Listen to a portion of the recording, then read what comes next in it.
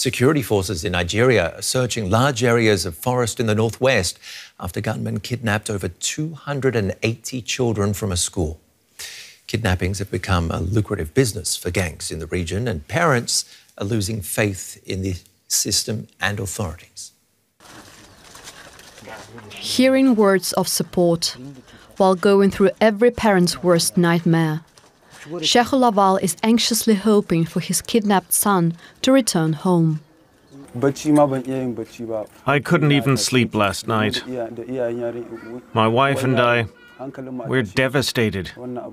We just couldn't fall asleep. It was the older of his two sons who was taken by the gunmen. His younger son managed to escape. The bandits arrived on motorcycles. They started shouting and then shooting. All the students ran away into the nearby bushes. One of the bandits chased after me as I ran, but I was able to get away from him. I looked around for a way to escape, and I was able to make it across the road and into the bushes. I came home from there. Kidnappings for ransom are a major problem in Nigeria. It's estimated that 1,500 students have been taken by gangs and jihadists over the past decade. Thursday's abduction was the largest in recent years. Relatives of the children are pleading for the authorities to help. But some admit they have little faith in the government. Over to our Abuja correspondent, Waisu Idris. Who's behind the mass abduction?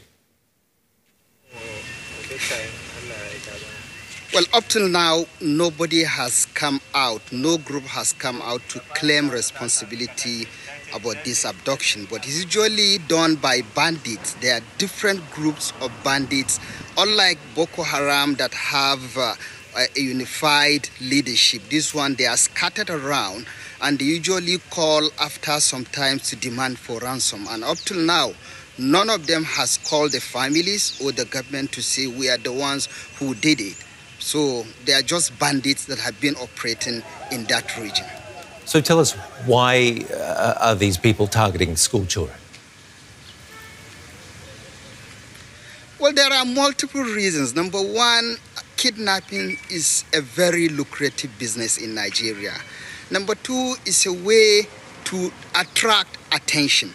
Because when they kidnap school children, there's going to be sympathy within Nigeria and outside Nigeria.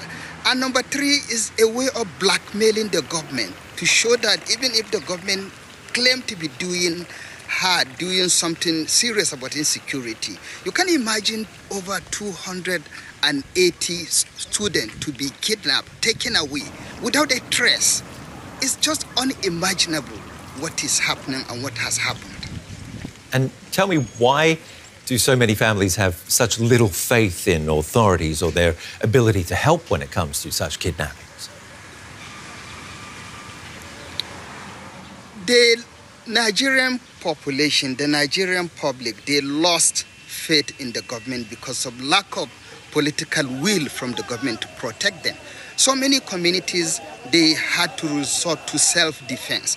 We've seen how state governors are now initiating their own vigilante group funded by the state government because of the failure of both the police and the army. But Nigeria is a country of over 920 square kilometers, and the number of police is just 370,000. And then the army is not even much in a country that has more than 200 million population.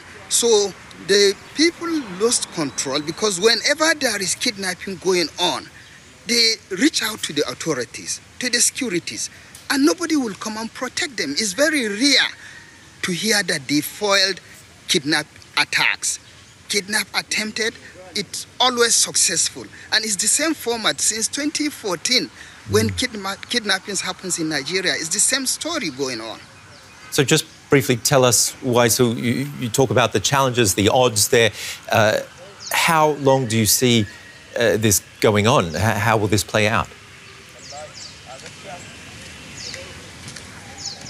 it will continue going on unless the government becomes serious about it. Just like I said, in 2014, that was the first kidnapping in Chibok in Borno State.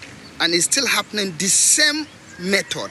They never changed their own operation. So, but the Safe School initiative, which the government started during Jonathan's administration, has not seen the light of the day. Most of the schools are porous. Anybody can easily attack any school in Nigeria and get away with it. Okay, we'll have to leave it there. Waisu Idris, our correspondent in Abuja.